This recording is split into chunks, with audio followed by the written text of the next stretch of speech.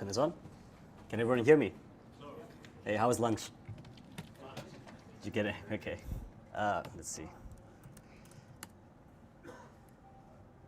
Okay. Before I begin, there's a few fails I have to announce. I won't be covering NLTK and I won't be covering Tulip.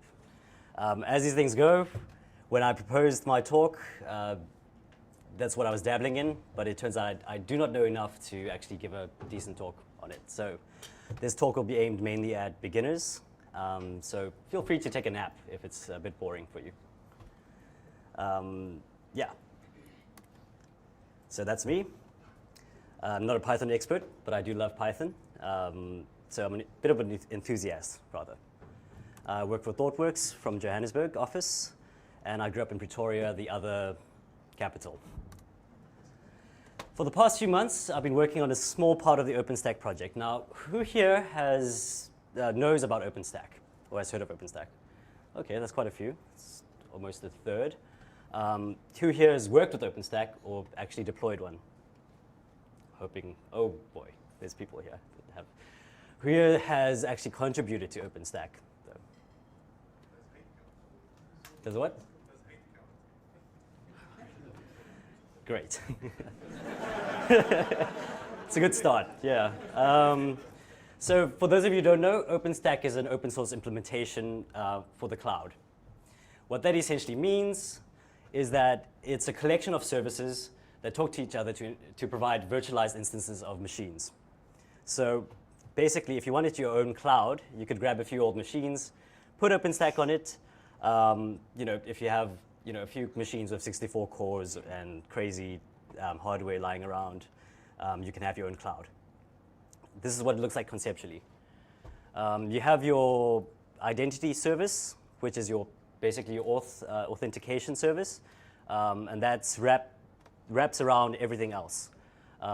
So you have your block storage, which mounts up your basic hard drives and volumes. Object storage, which is basically cache.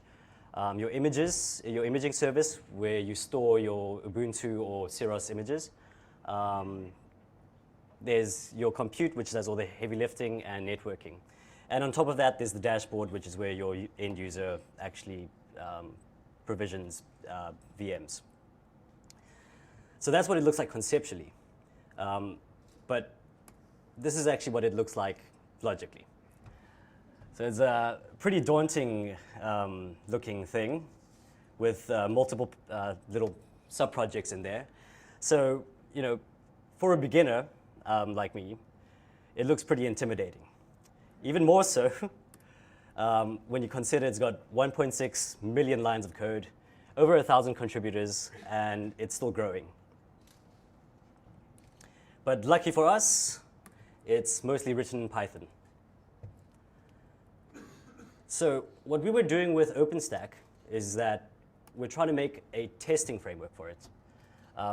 So essentially, when you deploy an OpenStack implementation, you want to know that everything's running as expected. And the way to do that is to actually test the APIs and the endpoints and make sure that they respond with expected values. But we don't want it to be so difficult that you need to know the implementation details of each and every OpenStack service or sub-project. So basically, we wanted to use a DSL where Python objects correspond to the JSON models that the requests return, and so that the test can focus on business logic rather than implementation. So this is what a low-level test would sort of look like. This isn't actual production code. This is actually just a little snippet to illustrate a point.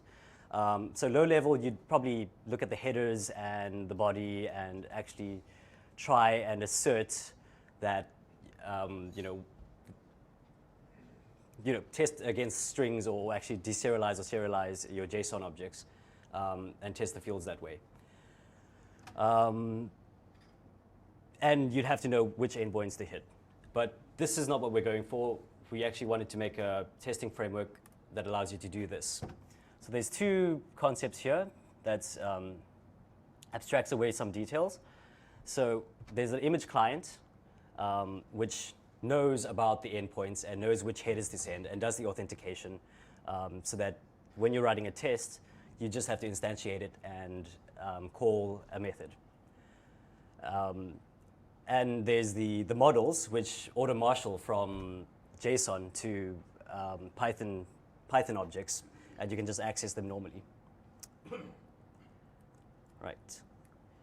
But we ran into some dev problems. We didn't have a reliable environment to work with. As you can imagine, spinning up like a OpenStack environment with a provider could get quite expensive, especially if you're running like lots of tests against it. We also found the API documentation was a bit outdated. Some of the endpoints didn't return the expected, well, in the documentation, it said one thing, but the implementation did another thing. So there was really no way to guarantee, if we're writing tests, that we can use the documentation. And the framework was still pretty much being developed. There was a few upstream core developers, and every time we merged from upstream, it broke things. And yeah, so we needed to make a way of finding out as soon as possible when an upstream merge broke our code.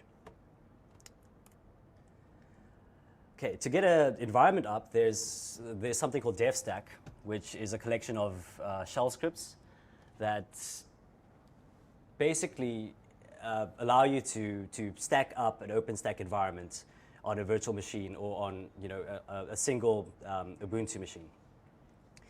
Problem with this is that what it essentially does is it just collects all the repositories from the OpenStack GitHub and configures everything and mocks certain services, but not others. And there's a few limitations to it as well. Like for instance, you can only have 2 nodes up at the same time, I think. Yeah. So what do we do? There's a few problems with that. Was that we couldn't trust the documentation. So you fire up IPython. I'm sure everyone uses IPython here, and everyone knows it, so I won't go too much into that.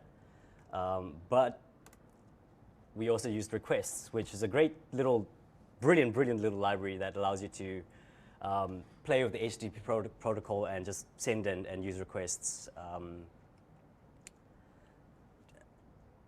and manipulate them interactively with IPython. So, and it's just really damn usable. So that's how you use requests. Just pip install it. Yeah, the API is extremely easy to use. You've got your get posts, all your RESTful requests directly from the requests module, and you can investigate the status code, the headers, and the body. So that way, we actually manually send requests out to each endpoint and try to figure out what the responses would be.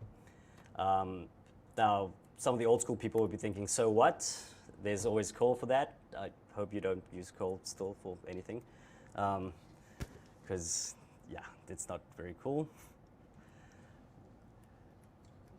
But we can now save HTTP responses for later. So that's just the basic, easy way of sending a request out. We're expecting a JSON response. We can still investigate if it is a JSON response. Just save it to a file, and we're going to use it a bit later. Another thing about OpenStack was that it doesn't use any sort of standard authentication.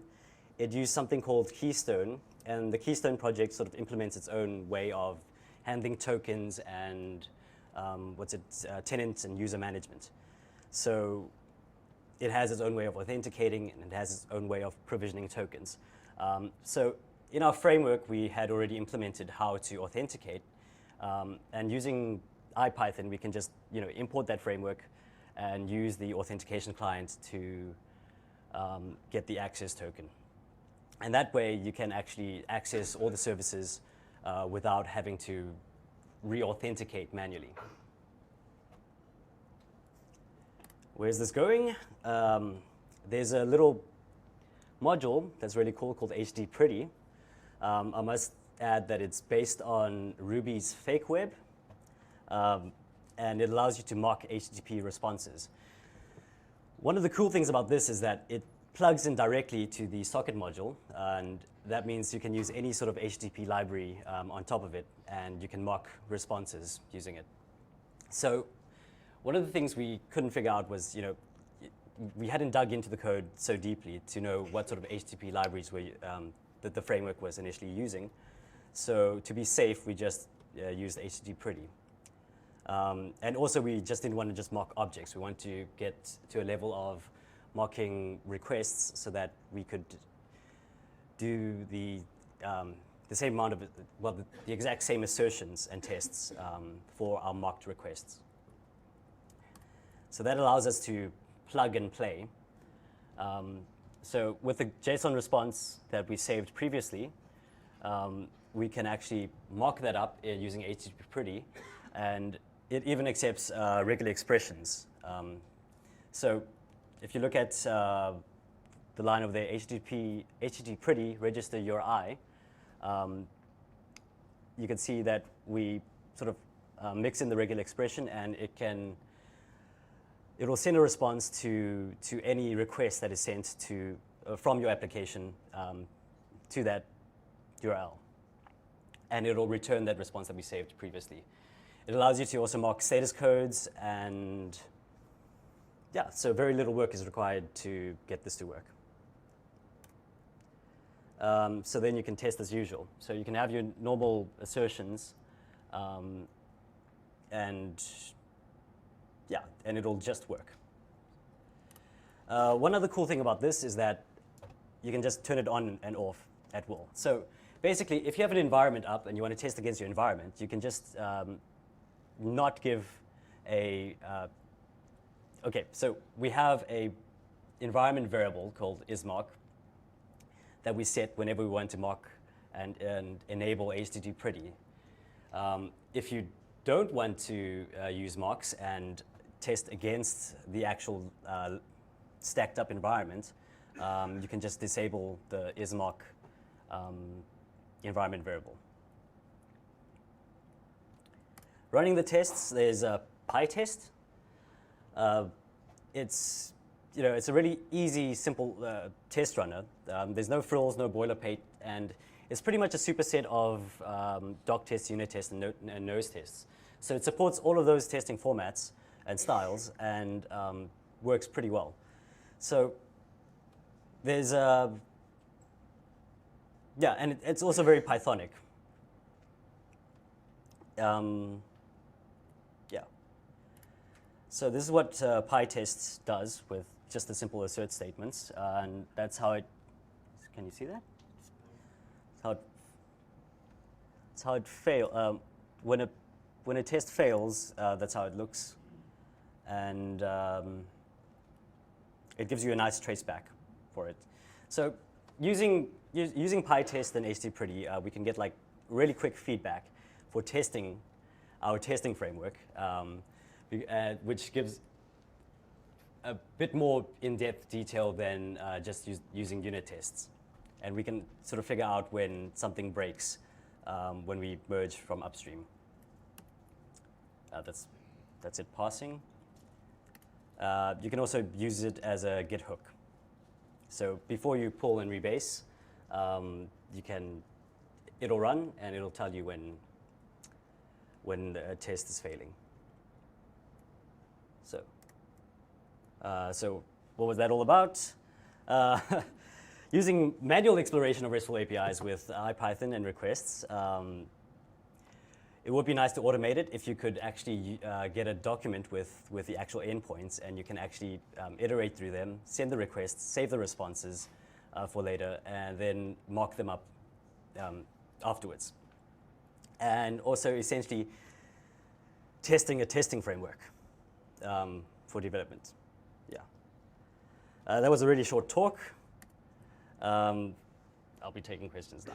Sorry, already.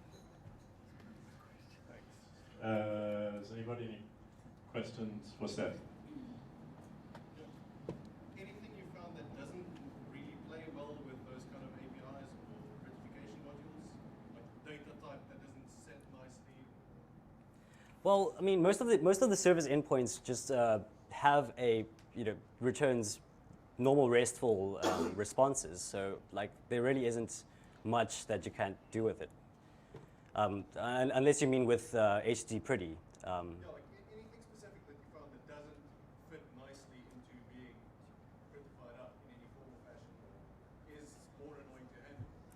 Well, XML would be, as per usual, would be really annoying. But no, I don't see. I don't see why it would have a problem. If it's nice and RESTful, then it really shouldn't. Yeah. Anything else? Is that testing framework being used currently? Currently, it's not being used. It's slated for release with hopefully not the current OpenStack. What is it coming up? I think it's Grizzly, or is it Folsom? Well, it's hopefully going to be in the one after the next release of OpenStack. So yeah. Cool. Didn't. We do have a fair amount of time. I think anyone want to volunteer for a lightning talk? I think that's good. Yeah, mine's. Yeah, I mean, I think this stuff's fantastic. I've certainly come up against trying to mock and test HTTP backend services. Anyone in the service-oriented kind of situation, these tools are actually really fantastic. So yeah, has anyone come up against this kind of stuff before? Doing testing against production HTTP services, and now you have to bring up 5 services and try to test them or just stub them and so on. So it's really great work. See in OpenStack. Sorry, guys. That's all good. Yeah, talk amongst yourselves.